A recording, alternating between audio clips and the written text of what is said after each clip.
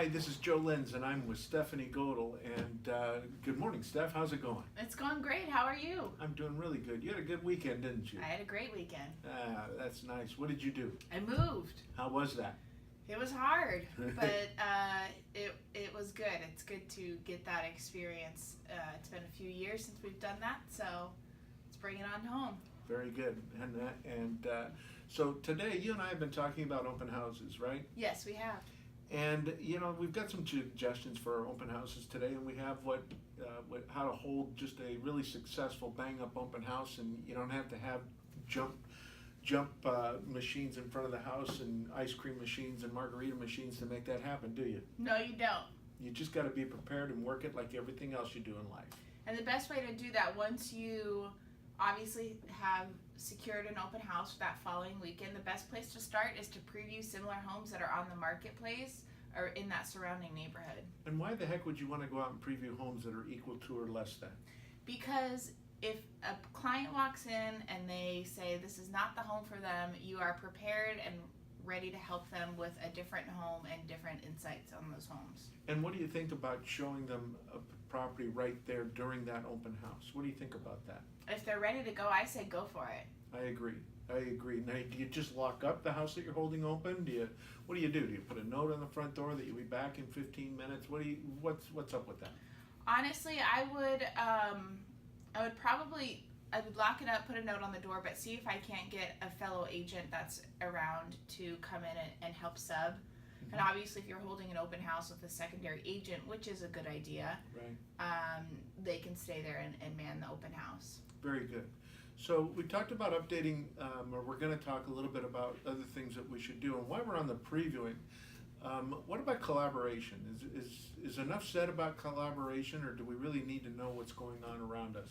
We totally need to know what's going on around us, and that does happen through collaboration, which in all reality, you take that big word and knock it down a couple, and it's just talking with other people. That's exactly right. So in other words, if we've got a competitor or one of our own fellow agents in your office holding an open house around the corner, shouldn't we just drop off a couple of cards there and let them know that we're holding an open house and ask them to send their residual clients to us and vice versa, and come to an agreement that we're either going to do a referral or that's their client or whatever, but really work on what's best for the client, what's best for each individual seller.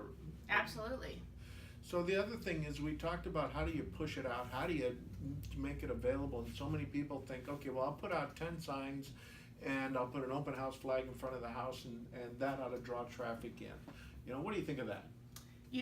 That's really not enough these days. So obviously the first one is super easy. You update in the MLS. You say holding open house Saturday from 1 to 4 in the MLS. That gets pushed out to all the other aggregate sites. That's taken care of.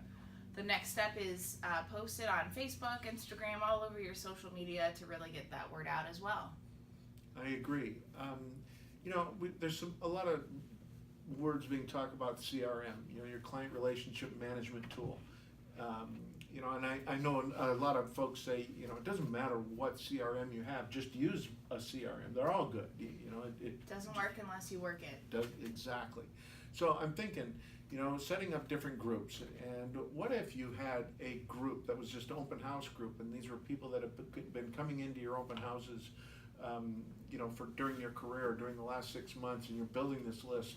Shouldn't they be invited to every open house that you do every weekend? 100%. So they know you're busy too. Well, that's the other thing. Open houses are really the only real evidence out there that we as realtors are working. When the client sees our open house signs out there every weekend, they come to realize that we're the neighborhood expert. One of an agent I was talking to yesterday just does a ton of business. Got a call from a national flipper, and they'd already done this house, and the only reason they listed with that agent and even called and reached out to that agent, it was because they saw their signs. So that comes off, that's amazing, isn't it? Yeah, it's funny how that works. So yeah, and of course when you ask her how many signs she puts out, she says, well, I don't stop at 10, 20, 30 signs at least. So what do you think about having a lender in the house while you're doing it? That's always a good idea as well. They're there to answer any financing questions that are available. And then they can also do co-branded flyers as well with a lot of the financing information on those flyers for the buyers to take with them. Right.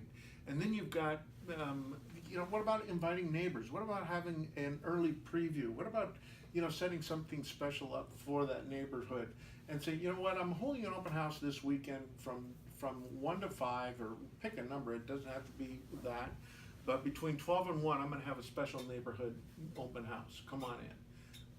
Most neighbors, know at least one person that they would love to either move into the neighborhood, or their friends have mentioned to them, I would love to live in this neighborhood. And then it makes them feel good about you as an agent, and the fact that you're taking this seriously and looking to find the perfect people to move into this new home. I've also found that a lot of times, man, when a neighbor lists a house, that usually generates another listing, because it's like, well, if they did it and they're getting that price or X amount, it's time for us. We've been thinking about doing the same thing. If John and Mary are moving, then it's time for us to go as well. At least one usually pops up, if not more. Right.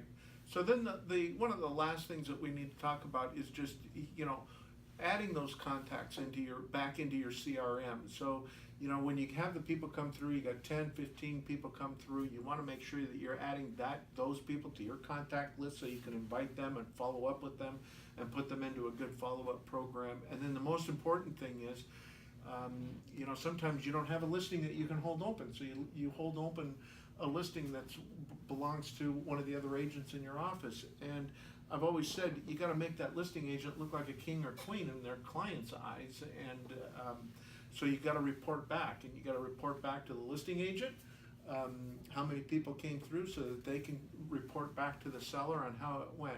But if it's your listing, who do you need to report back to? That seems kind of a dumb question. Your seller.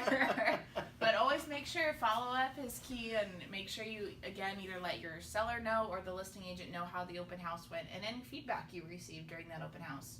Well, I know a lot of people attack open houses, and that's the wrong word, but a lot of people say open houses is a very passive way of prospecting. But yet, it's time and time again, open houses always create something. An open house either creates a sale, creates another listing, it creates an opportunity for conversations. Anything else you'd like to add, Stephanie? I think that's it. I think we did a good job of covering how to hold a successful open house today. I do too, and I just want to thank you for listening. Stephanie, thanks for being with me. I appreciate it, and everybody have a great week, and charge on.